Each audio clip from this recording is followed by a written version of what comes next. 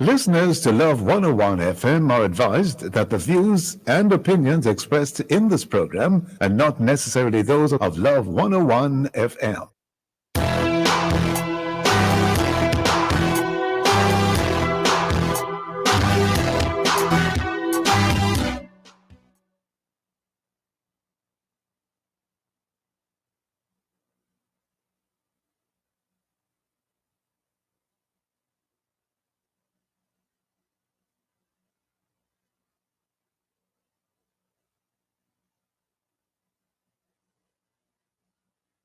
Play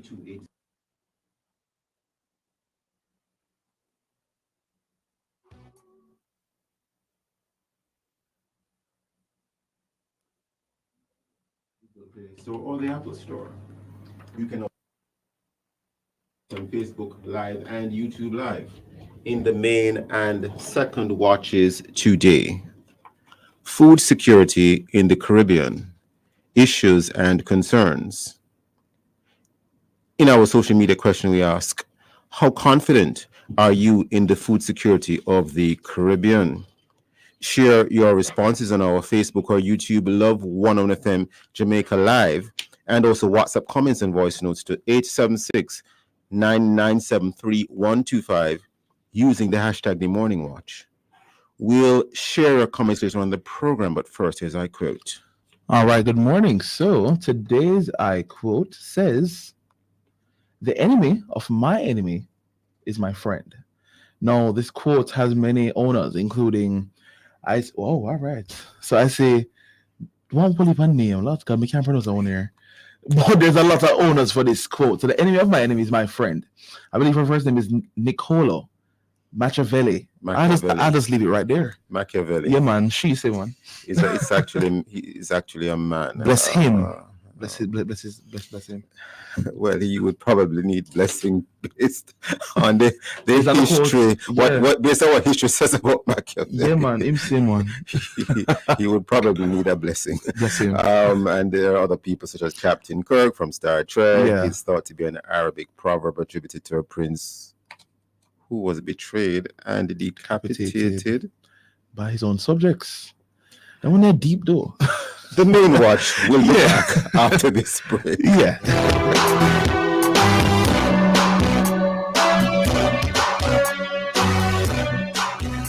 Have to be a man, got to be a man. I am a man. It is a new month, and on the next episode of the Mailbox, we will focus on the topic Men and Music, Part 1. Music is a way of glorifying and worshiping God, telling His great deeds, offering outlets for both lament and praise, providing unity to God's people. It is a form of communication that expresses thoughts and emotion that words alone cannot. What are some of the elements that make music moral, right, and godly, fit for praise and worship? You are invited to connect with us as we talk with Mr. Maxwell Slowly, Minister of Music and Pastor at Assemblies of the Firstborn Church International, Santa Hill, on Wednesday, April 10 at 5:30 p.m. on the family station, Love 101, the Mailbox, Monday.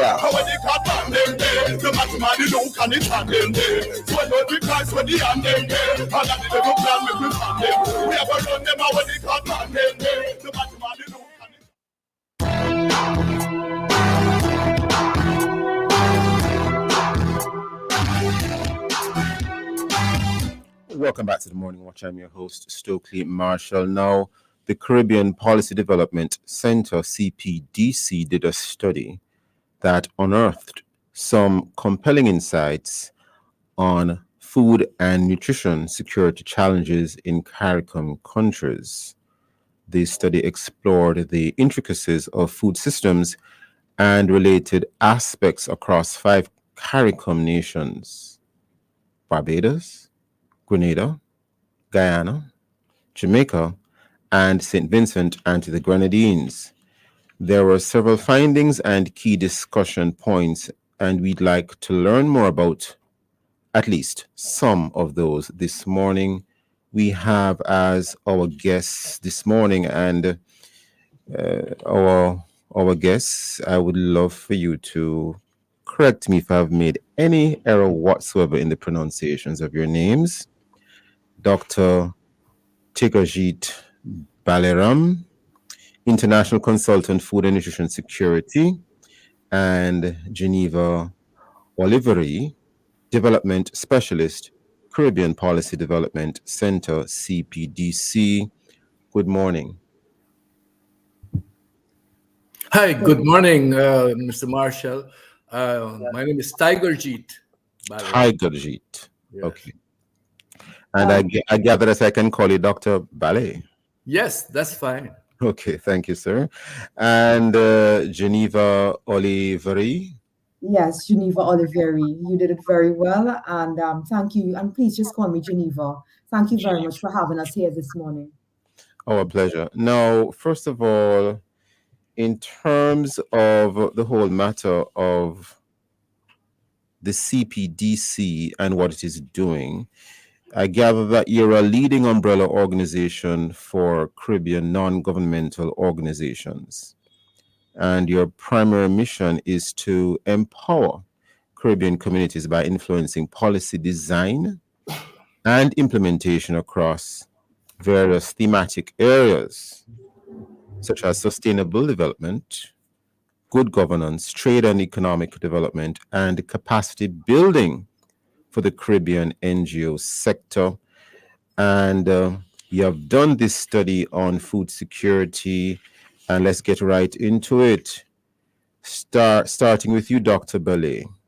Can you elaborate on the significance of the study's findings regarding food production and import dependence in the CARICOM nations? And as a backdrop, could you also define for us food security? Yes, thank you also for Mr. Marshall for having me on this program. We've been using a definition of food security that emerged in the World Food Summit meeting in 1996. And it says that food security exists when all people at all times have safe and healthy, nutritious food, economic access to it, and they are not at risk of losing that access. And that definition is operationalized in terms of 4 dimensions. Food must be available. People must have access to that food. People must use that food to enrich their own health and nutrition. And there should be some stability in these dimensions. So that's the definition we've been using all along for almost 2 decades. And from the point of view of the study that we did, the area of food production and food import dependency is particularly troubling because for the past 2 decades, we have actually been flatlined in our food production indices. Some crops are okay, but on general, the food index is just 98% of the base level over 2014, 2016. And when we add that to the idea, the issue that food import has been increasing from 1.9 billion in 2000 to almost over 5 billion currently, which is a 200% increase or an increase of 10% annually. These are really troubling statistics. And the significance here is that once the local food production is at standstill, then we are actually sustaining the poverty levels in our rural sector. And secondly, as we increase our food imports, the kinds of food that we're importing are unhealthy foods. They're health retarding foods. And these are the foods that are driving the non-communicable chronic diseases. I would not use the word non-chronic. I will call it now the nutrition-related diseases, strokes, heart diseases, hypertension, diabetes, and some forms of cancer. So those are the 2 interaction between food production and food dependency that I would like to suggest at the outset. Well, Dr. Tigerjeet Balaram, I found it interesting that you went over to the whole matter of foods that can cause non-communicable diseases, because to sort of bring the conversation in a space where the average person, including myself, can understand more fully. When you go into supermarkets, corner shops, grocery stores, some of the gas stations, petrol stations, they have these marts, mini marts, where you can buy items. So much of the food in there is, I'm not even sure if some of it is really food, but it tastes good. It tastes good and it's pleasant, and it's normally at a minimal price, minimal enough that you can find money in your purse, wallet, as the case may be, to purchase it. So can you contextualize what you're saying in light of the realities out there? Because at the moment, there is a proliferation of food, including some which are high in sodium. There's a proliferation of food out there, which I don't know if it fits into your definition of food that is insecure, but certainly in terms of your health, a lot of it is very insecure. Dr. Bale? Yes, Mr. Marshall, a very interesting, very poignant observation you've made there, because those foods that you're referring to, about 35 to 40% of the foods that are imported are considered to be ultra processed. These are foods that are highly processed. They have lots of additive to them. They are very low in calories, low in fiber. They're high in calories, but low in nutritional value and fiber and so on. And these are the foods that are linked to the diseases that we're talking about, some forms of cancer and hypertension, diabetes, and so on. And of course, they're well packaged and they're convenient, and so that all of those help to increase the demand of those foods, and including the drinks as well. And those are part of the 35 to 40% food that I was talking about. Include sweetened beverages that that are imported into our Caribbean countries. So that's an important observation you've made there. And certainly those foods are the ones that compromise food security. Definitely. Understand.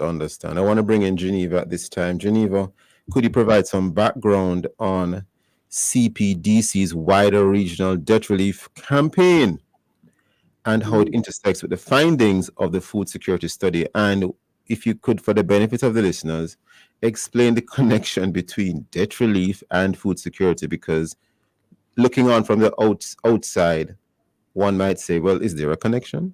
Geneva. Thank you very much. And I like where the discussion was going before. Before I answer your question, I made a note on packaging and marketing and changing culture, because I think it is worthwhile to also mention that in the discourse. And I found that persons are more inclined to lean into the more foreign brands and the foreign products. I think it's a social status kind of approach, where we can't afford this, so we buy it.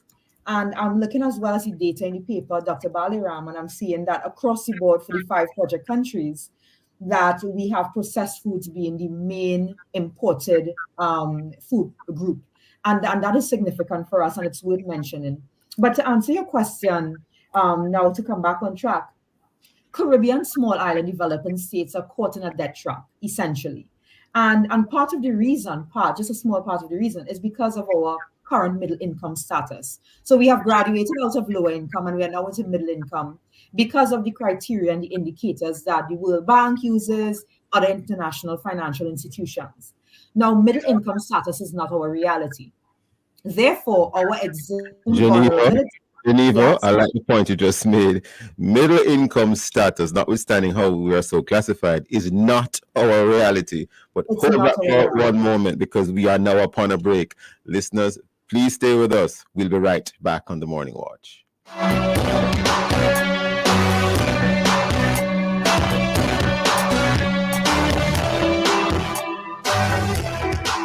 Aculab Diagnostics Limited, located at ATL Plaza in Montego Bay, for all your blood testing needs. Open every day, including Sundays, 6132714. The time by Acculab Diagnostics Limited is 7:15 a.m. If you're a farmer or a fisher folk, this one's for you. Sagicor AgriCare Plan. With AgriCare Plan, you can get affordable insurance coverage for you and your family. Life insurance, health insurance, and a critical illness coverage for as little as $675 every 3 months. Visit your nearest RADA or fisheries office or call 876-936-7785 to apply. Farmers and fisher folks, get the insurance coverage your family deserves today with Sagicor AgriCare Plan. Conditions apply.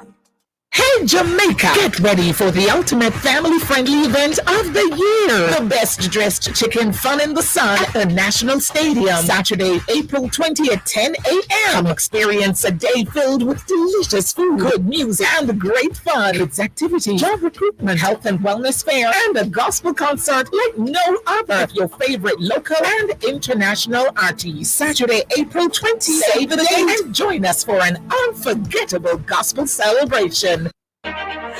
Jamaica and its workforce are advancing quickly. Life-changing opportunities are arising. You need training and support. We are the Renewed Heart NSTA Trust, committed to providing new and emerging skills training and opportunities. Come to Heart. We'll help you claim your place in the workforce of the future. Think ahead, make a plan. You got the freedom of choice. Lark, long-acting reversible contraceptives. I made my choice 6 years ago. I have an IUCD, also called copper T, and it will go and protect me from pregnancy for another 4 years at least. My choice was an implant. It lasts for 5 years. And when I'm ready for a baby, I just make doctor take it out. Contact the National Family Planning Board at 9681632 to find out more about the Lark. Think ahead, make a plan. You got the freedom of choice.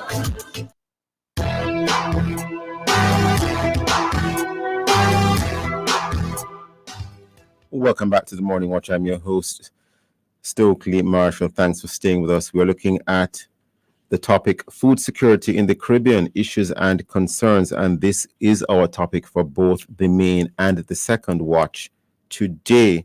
And we have as our guests Dr. Tigerjeet Baliram, as well as Geneva Oliveri. Dr. Baliram, he is an international consultant on food and nutrition security, and Geneva Oliveri, development specialist, Caribbean Policy Development Center, CPDC. Just before the break, Geneva, you indicated to us, as you have allowed us to call you, Geneva, you indicated to us that we have a challenge, a debt trap. The Caribbean, or most Caribbean territories, if I understand you correctly, are classified as middle income, I think you indicated, and this is a term used by institutions such as the World Bank. But I think you're saying that in reality, we're not really middle income status as countries. Would you like to elaborate? Yes. So thank you very much again for having me. So we found that in 2023, 2022, 2021, 8 out of 10 Caribbean countries, small island developing states from the Caribbean, were amongst the most indebted amongst amongst small island developing states worldwide. And that is significant. So we were in the top 8 out of 10. So that's one. So we have a debt challenge. That's the first thing. The second thing is, because of the debt to GDP indicator and those types of indicators, we have been bumped up into middle income status. And while for many that's a graduation, for us our reality doesn't reflect that. So we are significantly in debt, which crowds out a lot of the resources that could be invested in other critical sectors. Yes. And so that's why you would see now there's a call at the international level for reform of that criteria. And we're not asking for removal of the debt to GDP indicator, but rather more inclusive, multidimensional vulnerability assessment that takes into consideration our narrow economic basis. For most of the Caribbean, we have one single export, which might be tourism for most of the Caribbean, and a little agriculture here, etc. but also to take into consideration our smallness, our vulnerability to storms and climate change and climate hazards. So how does this factor into our broader work at the Caribbean Policy Development Center? What we really intend to do is build awareness around the topic, the intersection between debt and climate change, because there is an intersection. We have found in our data that after there's a storm or extreme flooding, that governments tend to borrow in order to recover and restructure. So we found that there is a connection between debt and climate change, debt and climate hazards. But not just about that, but also about building awareness and capacity in the area of debt, because sovereign debt has a very technical approach to it. There are technicalities around international finance and just finance on the whole and economics, as Dr. Baliram would be very much aware.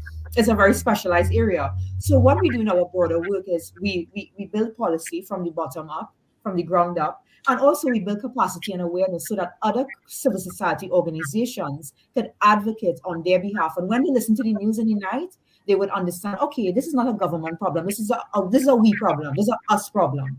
You know, it's not they go, oh, that's a government. The government should pay that. The government, that's a government issue. No, it impacts us. So in terms of our broader work, that's what we do.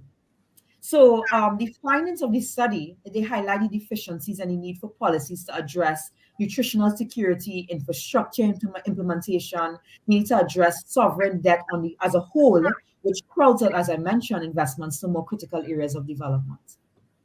You know, I will declare my hand at this point and indicate that I am not necessarily convinced that climate change exists. Yes, there are still some of us out there. But I will say that I am totally convinced that you can have fierce storms and other weather phenomena that will cause a country to need to borrow or want to borrow to restore the infrastructure of a country. And of course, we know when we have these fierce storms, etc., that, of course, the agricultural capacity of a country can be severely impacted. And of course, it can devastate tourism to some extent. So are you saying, Geneva, that when we have these weather phenomena, that it will affect food security because of the difficulty recovering, or is there more to it? It's more to it. It's that and more. In that, I remember. Well, I'm from Trinidad. You could hear my accent. Well, yes. Yes. I remember 2 Christmases ago, and I'll make it a little bit anecdotal, I guess. 2 Christmases ago, there was this extreme flood in Trinidad. It rained heavily, and it wiped out a lot of the agricultural products that we were supposed to get for that particular Christmas. And it inflated the cost of the food. So it's not just about recovering, it's about the cost to the consumer as well. Yeah. Because we know the basic principles of supply and demand. And if food is wiped out, we either have to import the food, the government will have to find the food, yes, or the food that is available on the ground will then be higher priced. Yes. So we have issues. And then what about the And if I could jump in here now, since we live in economies which are market driven, yes, and not centrally controlled, and I'm deliberately trying to avoid the political terms. Whenever there is restricted supply, prices tend to go up, Geneva, as opposed to being controlled at a lower level. Again, I'm deliberately trying to avoid the political terms. Supply and demand, basic. It's the first course in first lesson in economics, very, very basic. And that is how we are affected. And there are many other ways in which we are affected in terms of livelihoods, displacement, yes, loss of in traditional knowledge, and so on, especially as it applies to food sovereignty and our cultural appropriation of food. And we could go on and on. But there are social and economic impacts that, of course, we have to deal with. Going back to you, Dr. Ballet, you have heard Geneva. Sir, Dr. Ballet? Yes, I'm here. You have heard Geneva. Yes. Some of the things that she said are quite earth-moving, sir. And I don't know if some of the key findings of your study in any way, shape, or form tie into anything that she said, if you wish to comment, sir. Well, certainly, one of the points we made in that study also, to complement the study that CPDC had actually done before, was that the debt of these Caribbean countries is a really drag on economic development. In fact, the literature is clear that any debt above 55% will create, as she mentioned earlier on, a drag, a displacement of resources which otherwise could have gone into productive resources. So that is one of the main areas. So long, for example, if you cannot invest in agricultural infrastructure, R&D, storage, and general support for the agricultural sector, because your debt is so high, then the small farmers cannot be able to produce the food that is required, and so that's how part of that high debt is tied into food insecurity also. Dr. Ballet, following up on what you just said, and I'm not trying to wind the discussion necessarily because we're focusing on food security today, this morning, but what you just said, Dr. Ballet, doesn't it also seem to have other tentacles? It points to even some of the more subtle issues we have in terms of our place in the world on the global stage, because if it is that Caribbean countries, which were former colonies for the most part or all, and still struggling from some of those effects, almost as if we haven't fully broken out of the traditional roles we have played as countries. For example, just to give an example, many Caribbean countries are sort of still stuck to some degree in the trap of being primary producers, not enough value added. So is the whole matter of the food insecurity that we are experiencing, isn't some of that tied to that sort of background? And unless we deal with some of those root issues, we can't move forward? Or is it that we don't need to go back that far? Your thoughts, Dr. Ballet? Certainly, the historical, the colonial legacy has left an indelible mark upon the pattern of development that we've seen. It's difficult not to fault Caribbean governments for not showing greater interest in the kind of things you talk about, value added. We still produce our foods, and we're still not finding the value added that is required to add wealth to the people who produce them. And we've gotten rid of sugar. Basically, several countries have got rid of sugar. Guyana is perhaps the only one with large sugar, and they have been also minimizing that also. Banana has lost. I mean, if you look at the data for banana, when that industry went down, the revenue for all these small island Caribbean countries went down dramatically. But prior to that, we have sought to diversify our agricultural sector, and we never got traction on it. Largely for a number of reasons that the report also mentioned, that there's something called key binding constraints to Caribbean agriculture. And it was developed, it came to the name of the president, the previous president of Guyana, the Jagdewo Initiative. And it identified 10 critical constraints that keep agriculture down.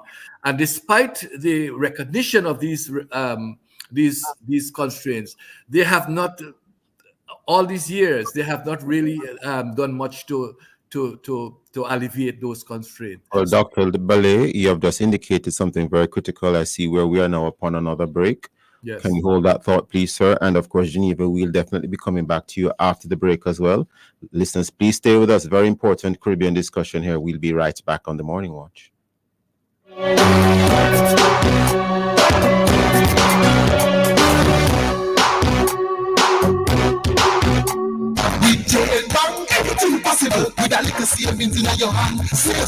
The time by Jam Bank is 7:30. Juicy and a real party bro. Everybody love. Careful, don't burn up your mouth. Juicy, have the best patties. One bag of flavor, them fling panny. Love it, freshly baked, the flaky crust. Make me full, me good, the gas a bus. Shrimp or veggie patty, whoa. Juicy, have the flavor you love. Chicken or plant-based patty, whoa. Juicy, have the real patty, bro. Juicy, have the patty, them Jamaica love. Get it today, Island White. Mama work hard, for real. She do the most to send me and my brother go school. So, the dream was always to go to university. Well, I fulfilled 2 dreams with 1 Jane Bank savings plan, you know. I further my education and I make mama proud. So you can take the part, travel far, graduate like a star. Stop wishing you could. With your Jane Bank savings, you absolutely can. Jane Bank will help you find a way. Well, if you want buy appliances for your home with the quality high and the price low, get it on a Bashco. Get it on a Bashco. Bashco. Bashco. Be everything what you need. Bashco. Quality service guaranteed and a Bashco. Get it on a Bashco and get you more. Yeah, Bashco. Furniture for your house, everything for your kitchen, box, mugs and more at Bashco. The store that gives you more. Bashco. Seeking transformation and empowerment? Yearning for more of Christ? Longing for full freedom in Him? Join us at the Caribbean Transformation Conference, April 12 to 14, West Calvary Chapel. Embark on a 3-day journey of empowerment and freedom. Take your tribe of 10 to enjoy a discount. Prepare to be inspired by Steve Goss from England, Seth Brothers from the USA, and Claudette Bennett from Jamaica. Secure your spot now at freedomchrist.org or call 876-826-9297. Experience a life-changing encounter you've been craving. Don't you miss it! Think ahead, make a plan. You got the freedom of choice. Lark, long-acting reversible contraceptives. I made my choice 6 years ago. I have an IUCD, also called copper T, and it will go and protect me from pregnancy for another 4 years at least. My choice was an implant. It lasts for 5 years. And when I'm ready for a baby, I just make doctor take it out. Contact the National Family Planning Board at 968-1632 to find out more about the Lark. Think ahead, make a plan. You got the freedom of choice.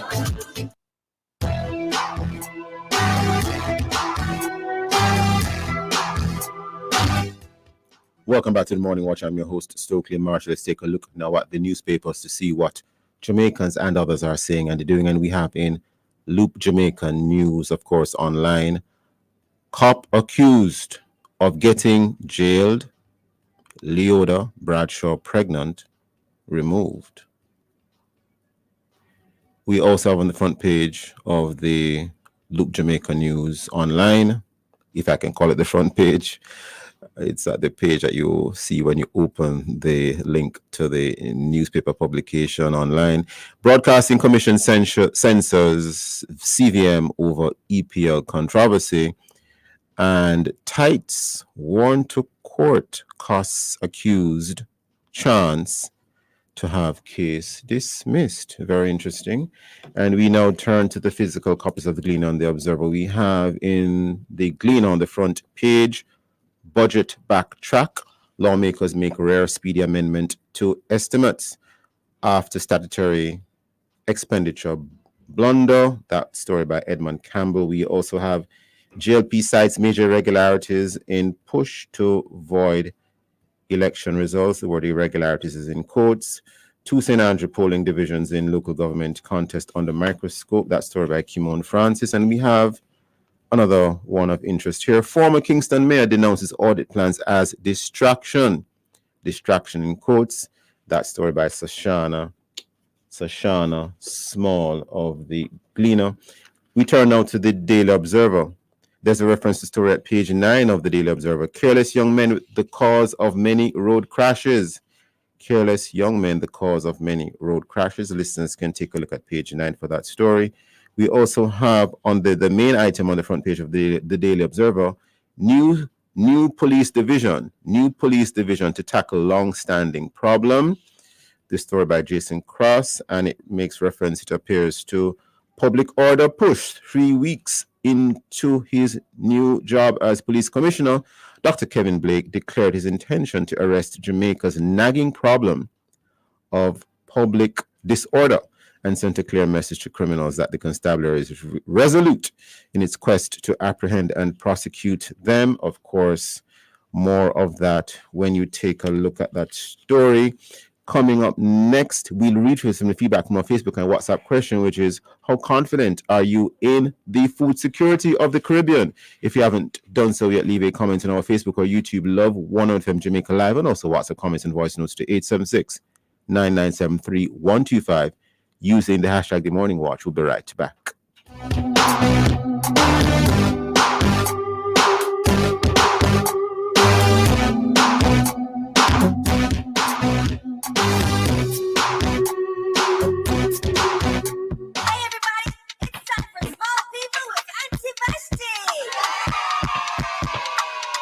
That's right, it's the Small People Show with me, Auntie Vashti, every Monday to Friday at 4:30 p.m. Listen up, children, this is our time, and every day we want you in on the great things we are doing inside the Small People Show. We come to have fun, we come to help you through those rough days. We're educational, inspirational, and the Small People Show with Auntie Vashti is taking over the nation. Every child must know that they are special because God created you special. That's the Small People Show with me, Auntie Vashti. Monday to Friday at 4:30 p.m. It's on the family station, Love 101. With inspiration now. And every afternoon, Small People.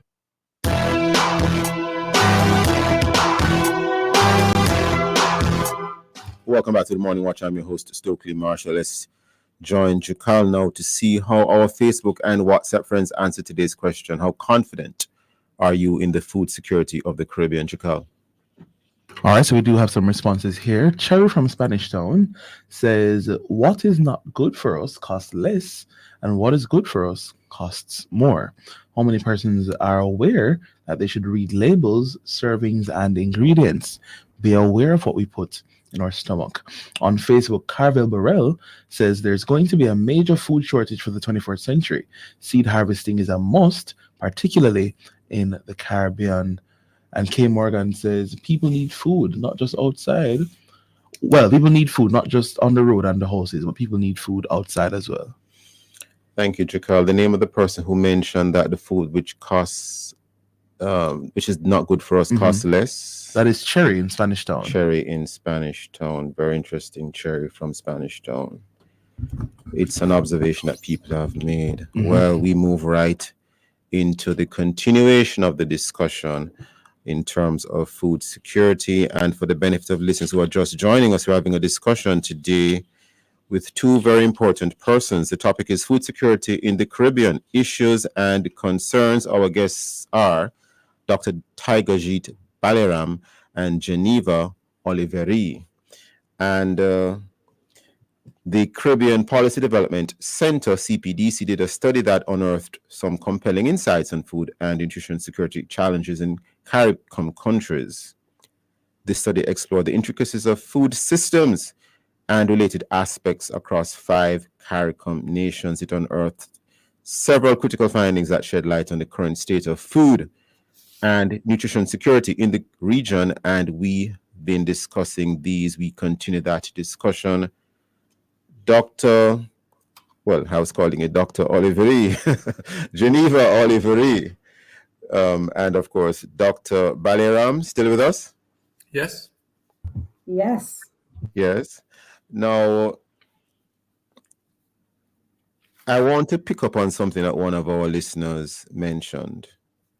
One of our listeners mentioned, her name is Cherry, she made a comment, and she indicated that the food which is not good for us costs less, and the food which is good for us costs more. And that can be a stumbling block in terms of the health of a particular individual, because they might have a genuine desire to remain healthy, but they are going to stretch and reach for what is more convenient, not only convenient, but what is cheaper, what is less expensive to purchase.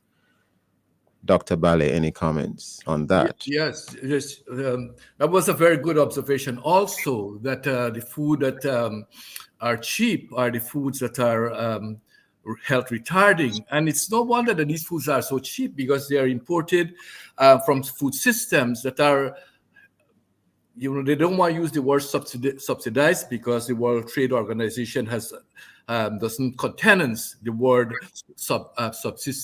subsidies on food. Yes. But if you look at the U.S. Farm Bill, it's about $1 billion farm support to farmers every year. Similarly, the Common Agricultural Policy in the European Union are also heavily in favor of supporting farmers. And so many farms are able to sell their product at a cost that is lower than the cost of production, largely because the difference is supported by the government. And so this food that we consider to be cheap now in our supermarkets and in our convenience stores in the Caribbean turn out to be cheap in the short run, but in the long run, people are dying prematurely in the 60s and 70s in the context of a lifespan of people living all the way into the late 70s, early 80s. And secondly, quite a while back, I did a study on the cost of two diseases, diabetes and hypertension, in Caribbean countries, in the entire CARICOM countries. And that 65% of our public health expenditure, if everyone were to be treated for these two diseases, hypertension and diabetes, if everyone were to be treated, it would have cost Caribbean governments 65% of what they're currently paying for public health. So at the individual level, people are dying prematurely. Their quality of life deteriorates rapidly, and that's on as well as the individual budget. These are expensive diseases to treat. And secondly, at the level of the national budget, these are also expensive. So we have to be careful when we talk about cheap food and don't recognize that in the long run it is really expensive to productivity and to individual human resources. Dr. Bale, before I bring Geneva back into the discussion, should we all have some kind of even if we live in a townhouse or in an apartment, grow something in there that we can use to help to supplement? I don't know. Maybe we might have a little patio if it's even to plant a few tomatoes. I don't know. But so as to increase the amount of natural good food coming into our bodies to ensure the quality of life that we need. Dr. Bale, any thoughts? I certainly, I lived in Jamaica for many years, many years. The last, from 2000 to 2012, I live on Long Mountain, and it's definitionally is rocks. Yes. And I had a small garden at the back there. I asked the landlord, and I had my own. If you think about it, Mr. Marshall, if a family has 4 cocoa trees, 4 long beans, a small patch, not more than 3 or 4 square feet of callaloo, you can have 1 pepper tree, 1 eggplant tree, and a bucket of condiments. You can have this thing over and over. So when I was at CFN, I used to work at the Caribbean Food and Nutrition Institute, and the people used to ask me, so how do you get time to do all of this and even cook your own lunch and bring it to school, to work? And I said, I do that when you're watching all day, Young and the Restless and all the days in our life and generation. I'm retired right now, but at the back of my house, I have 10,000 square feet of land that I cultivate. Even though I do consultancy, Miss Oliveira will tell you that I still do consultancy. But I have 10,000 square feet of land with 6 Guyanese vegetables: bora, long string beans, okra, eggplant, callaloo, sage. Well, Dr. Bale, I want you to finish what you're saying, but I see we're running upon another break already. Yes. And Geneva, we need to get some additional thoughts from you before we wrap today. Listeners, please stay with us. Very interesting conversation. We'll be right back on the morning. Follow the Ministry of Local Government and Community Development on Instagram and X at LocalGovJA. The time by the ministry is 7:45 a.m. time with double up your savings. These are the books that you're in a waiting. To fill the water dreams you've been chasing. Double up your savings. Double up. Save so you can win in the Jan Bank Double of Your Savings promotion. You could be one of 5 lucky quarterly winners to walk away with double the money you put in your savings account. Conditions apply. Check our website and social media for details. Jan Bank will help you find a way. Authorized under Section 58.3 of the Betting, Gaming and Lotteries Act. When you say Fosrich, you say electrical. SWA cables, conduits, transformers, and breakers. When you say Fosrich, you say lighting, chandeliers, and more. When you say Fosrich, you say LEDs and solar water heaters. Fosrich is electrical, lighting, solar, and LEDs. Visit us today, Kingston, Mandeville, and Montego Bay. Fosrich. The best dressed chicken fun in the sun is back. Bring the entire family for a free gospel celebration with activities for kids, health fair, job opportunities, BMX showcase while enjoying delicious food from the best dressed chicken. Enjoy performances from international sensations Kirk Franklin and Toby Mac, local gospel giants Kevin Downswell, Jermaine Edwards, Harleen Davis, evangelist Andrew Palau, and many more. Head to the National Stadium Saturday, April 20, 10 a.m. to 10 p.m. The best dressed chicken fun in the sun. See you there. If you're a farmer or a fisher folk, this one's for you. Sagicor AgriCare Plan. With AgriCare Plan, you can get affordable insurance coverage for you and your family. Life insurance, health insurance, and a critical illness coverage for as little as $675 every 3 months. Visit your nearest RADA or fisheries office or call 876-936-7785 to apply. Farmers and fisher folks, get the insurance coverage your family deserves today with Sagicor AgriCare Plan. Conditions apply.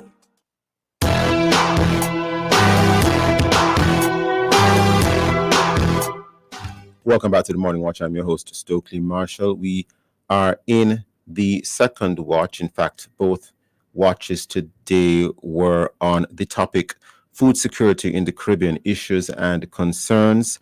Our guests, Dr. Tigerjeet Balaram and Geneva Oliveri. And a couple moments ago, well, some time ago, earlier in this program, Dr. Balaram, we did speak about the historical context and the fact that some of those chains that held us back before may be some of the effects of those chains might be affecting us today. But the reality is that maybe we just need to figure out a way to move on past those. I'm not saying that the past is irrelevant, but notwithstanding, we may just need to find a way to move forward. And I'm going to bring you in here now, Geneva. How do you believe that we can move past some of those things that had occurred in history? How can we overcome some of those to ensure that we can adopt farming practices that are sustainable? We can do the things that we must do to increase trade with our Caribbean neighbors and others. How can we integrate best practices? How can we focus on ensuring that we enter into the correct types of agreements so that we can, as best as possible, move past the stage we're at now to get to where we need to be? Because at the end of the day, I think you're in a nutshell saying we can't look at food security in isolation. It comes within a context. Geneva? Yes, I think that the discussions today have been so enriching, to be honest. I just want to make a one-liner on the colonial part of it. Post-colonial borrowing was a feature of newly independent countries in the Caribbean. That is what governments had to do to take care of their new populations. So it is a legacy of ours. It's part of our history. However, for some Caribbean countries, I think that we could have risen out of it with proper governance and the right direction. Be it as it may, the questions you have asked would take me in 100 different directions in terms of trade, in terms of here and there. But I would say, in terms of what needs to be done, there needs to be, we need to come together and integrate in terms of how we do it. We need to have policies at the national level and harmonization at the regional level and advocacy and for policy changes from our our loan, the big banks that we borrow from, the countries, the bilateral lenders, like the Chinas and the Taiwans and all the places we borrow from, we need to have a better understanding of what our needs are so that when we enter into agreements with them, we are not selling our souls. So governance, market penetration, trade agreements. Let's look at the trade agreements. We have market access, for instance, in the economic partnership agreement with the European Union. Yeah. However, we have not been able to get market penetration. So I realized in the discussion with Dr. Baligram earlier, you all were talking about our reliance on primary goods. But even with our primary goods, we are not penetrating markets. Why? Quality. We found that when I was in Geneva at WTO, I found that the issue was quality. We had too many blemishes on our tomatoes. We had too many issues with our bananas, whatever the case may be. And then the size, we do not benefit from economies of scale. So our production amounts are too small sometimes to meet the quotas that are being requested. These are issues that need to be addressed. Intra-regional trade, intra-regional transportation, the movement of goods and people. We have issues in terms of carriers, both on the sea and air carriers. These are things that I think that the governments need to come together and start organizing. If we don't get our act together here, then how would we do it? CPDC as a regional body, we are advocating at the international level.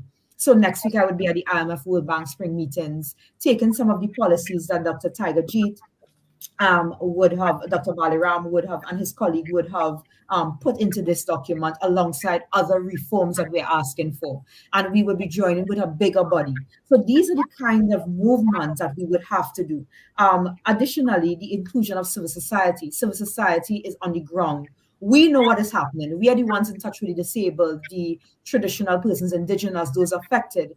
Bring us into this space. I realize that we have had a deepening engagement with CARICOM recently, so much so that they have asked CPDC to host a civil society forum, which we would be hosting in June, to bring in some of the issues that they would like to see addressed at the next meeting of the Conference of the Heads of Government.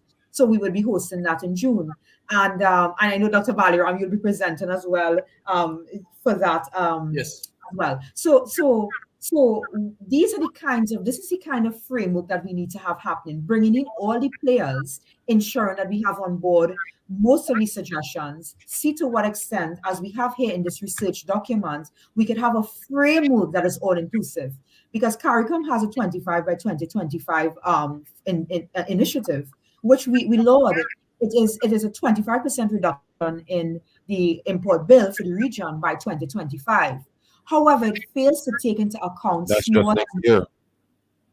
small and medium-sized producers. I'm commenting. I'm saying that's just next year, 2020. Yeah, that's just next year, exactly. But it fails to really take into account small and medium-scale food producers who feed us and whose livelihoods depend solely on this. We want access to markets. So you may put a framework in place as government to ensure that there's greater yield, there's protection of crops. There may be, for instance, insurance. We have this drive at CPDC where we're pushing parametric insurance. It's big in Jamaica, so that there'll be triggers to protect and provide liquidity post-climate event.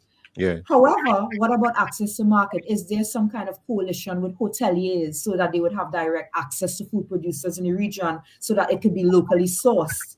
These are the kinds of initiatives we would like to see deepened to ensure that we strengthen the framework that we're looking to proffer.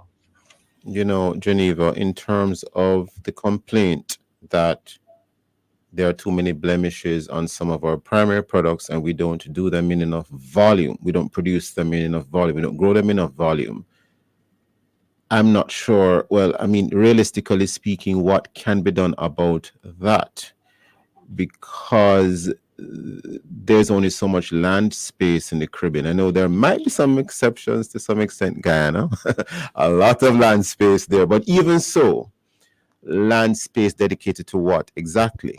So unless, I know this is a religious media station, unless God forbid you get into GMOs, which is another conversation, which has a lot of other implications in terms of the health. How do you produce a lot of crops and etc. to fill these markets unless you go into some kind of production method which has repercussions in terms of whether or not they are themselves food insecure? Because if you get into GMOs, that's a whole different discussion. That's a very good reflection. That's a good point of reflection. I think so. For instance, the CARICOM 25% reduction by 2025 aims to use the countries with the larger land spaces to put. So, for instance, Guyana has been earmarked. They have also earmarked an initial list of about 7 food groups: poultry, wheat, corn, etc., for initial, I guess, testing of this particular initiative. So that is one way we could do it. The other way is using climate smart technologies. So we could try to increase yield, and climate smart technologies would reduce the reliance on GMO, because we're trying to get away from that. Yes, And yes, get back to our roots, yes.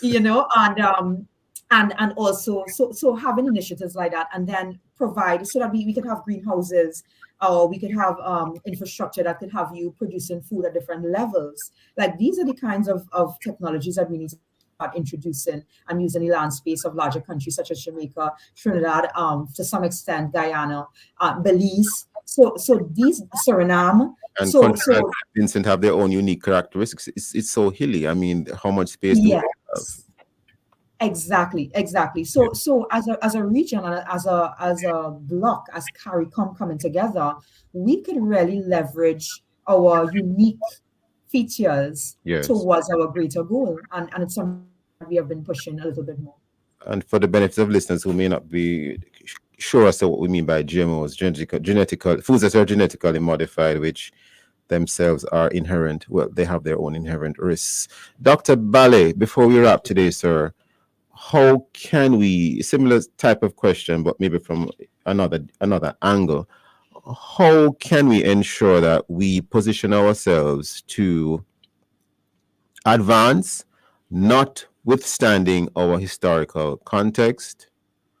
How can we move forward, notwithstanding that the reality that you're dealing with larger countries on the global stage, which they themselves would like to remain where they are. They are not trying to fall on the pecking order.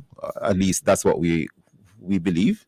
But at the same time, we need to ensure that we develop further so that we can in fact ensure our own food security. Dr. Bale, before we wrap today.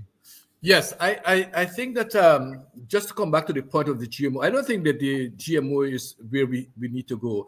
There are sufficient grounds to argue that if we can increase our productivity through the general support to the agricultural sector, better transportation, R&D, storage, small grants, appropriate small technology. Look, a small weed cutter can actually do the work of 4 days work for a small farmer. Similarly, yes. A small thing. So anyway, those are some of the aspects of going to increase and these are the real sources of productivity gains, not subsidies.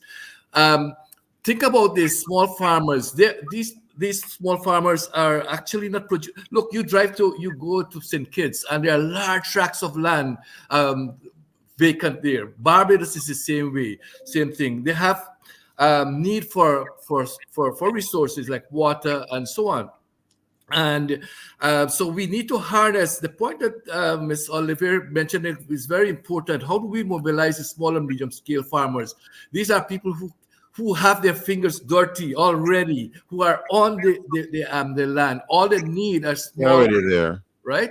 Yes, they need the support. Yes, and so the idea is to meet domestic food needs and to ensure that we have a nutritional content into that any food policy that we want to advance, and then as an extension of the domestic market, we seek to export. There this morning, Dr. Ballet. Yes, and Miss Oliveri. Very interesting conversation. I think we have essentially unearthed a lot, and it can provide the right fodder for further discussion and development as we move forward as a Caribbean region, not just as individual island states, in as much as we're all sovereign countries. Thank you, Dr. Baleram and Miss Oliveri. Very interesting discussion. Thank you so much. Thank you very much for having me. Very good subject. And thank you all listeners for being with us. Join us again tomorrow as we look at other topical and controversial issues, and visit the Love 101 FM YouTube channel and Facebook page for this and all other Love 101 FM programs. And of course, listen to the Morning Watch by downloading our Love 101 app, and stay connected to the family station, Love 101 FM, the number one gospel station of Jamaica. This has been the Morning Watch. Thanks to our producer Kathy Gale and to our guests. I am Stokeley Marshall, hanging back Love in the Morning with Jakal.